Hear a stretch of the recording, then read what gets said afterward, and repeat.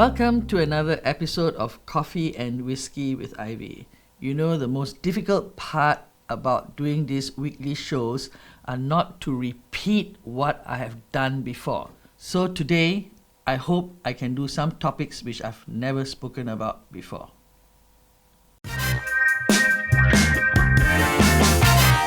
This topic is on fake news, and I may not have touched so much of it before, but I thought I should touch it today because we now have all these ministers jumping on all the opposition about fake news, POFMA against 377A, against PMETs, against statistics that are brought up by opposition, etc. Now, let me tell you something, ministers, stop wasting taxpayers' money and cut out the crap about these small topics, okay?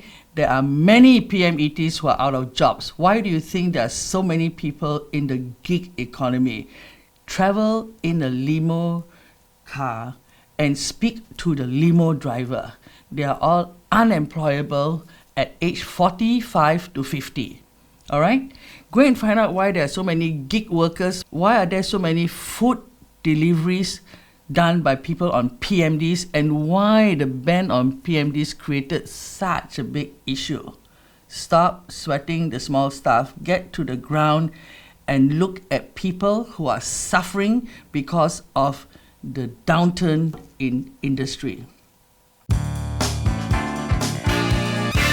Another one that's happening in our Singapore, this poor gentleman having to be bathed by 3 people, is pathetic. You know, that this has to be done by a charity. What is our government doing about it? Get down to the ground and see what old and poor people need in this country. Stop pushing it on to charity organizations to do. It is the job of the government to look after their people, especially the old and the needy. As this is the last CAWWI show for the season, there will be no poll question.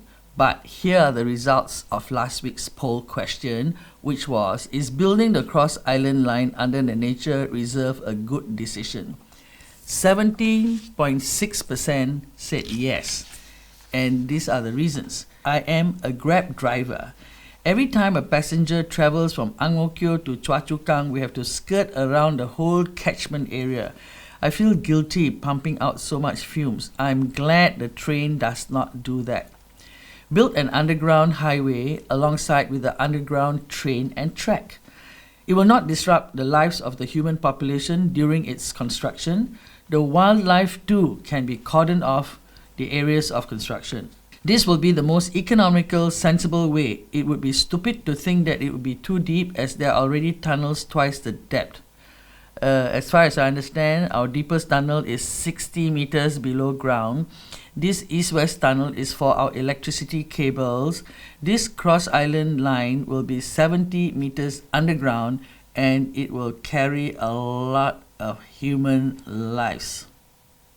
82.4% said no, they do not think it's a good idea. And the reasons are, in station already wastes more than 6 minutes, so why dig 25 stories underground? What would be the benefit and savings? All these end holes will require very heavy and costly maintenance, which they are expecting the citizens to pay. 6 minutes less but destroy the nature reserve is a big price to pay. The current MRT lines are sufficient. Are we planning for 10 million people into our country? It is unnecessary and will eventually drive more people into a quiet and peaceful nature reserve meant for wild animals. It's a one-party decision. All government projects must publish alternative solutions and cost comparisons, ROI, maintenance and operations for the next 20 years. It must make sense. If there is an accident, this is very dangerous, especially for older people. People are trapped. How to escape? Thank you for all your comments.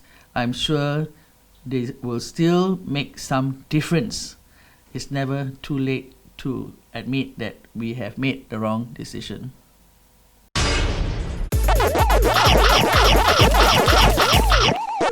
PAP Town Council to provide outsourced workers rest areas. So can you imagine 65 years of PAP and we're only thinking of rest areas for these people who keep our places clean? It's a disgrace.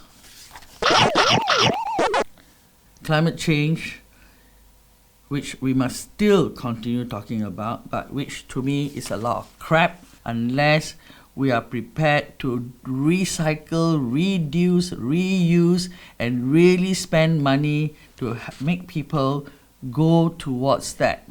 Climate change is just another cheap talk of the day. Another warning of a theme that's happening in China, P2P borrowing. Many young people are eyeballs in debt. Are you? Are our young in that situation? Do our ministers and our leaders even know? Do check how many of our young are in debt because of their lifestyle, or they need it for their education, or they need it to support their loved ones. Another great guy on food security, blah, blah, blah, Mr. Lim Chuan Po. I like him, he's a nice guy. But he said that he grew up eating porridge, bean sprouts, and bean curd. Now, if you look at the fact that he only ate porridge, bean sprouts, and bean curd and got to where he is, start feeding your children on those foods. Your kids will also get to his level, which is quite high up. On December the 26th, there will be 2 minutes of darkness. Don't panic. The sun will always shine again. Today's plant is the yam. So this big leaf is also from the yam. These leaves are also from the yam, and this is also from the yam. There are 600 varieties of yam, but only 6 can be eaten safely. The rest can be eaten if you boil it, but I won't suggest you do it because you might die from it. Anyway, it's a beautiful plant to grow, and actually we should grow more of it because the wild boars love it.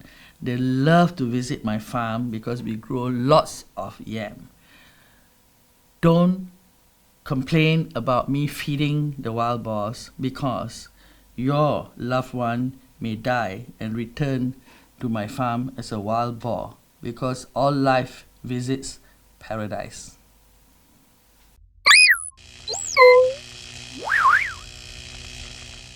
Thank you for watching all these weeks of Coffee and Whiskey with Ivy, and thank you to those who have even subscribed.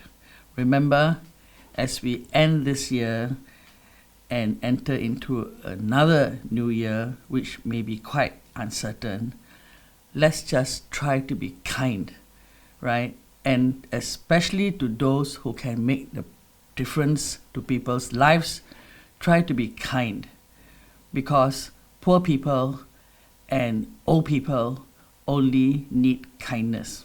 Please remember to catch the CAWWI Awards, which will appear next week, as we've got some interesting ones for you to enjoy.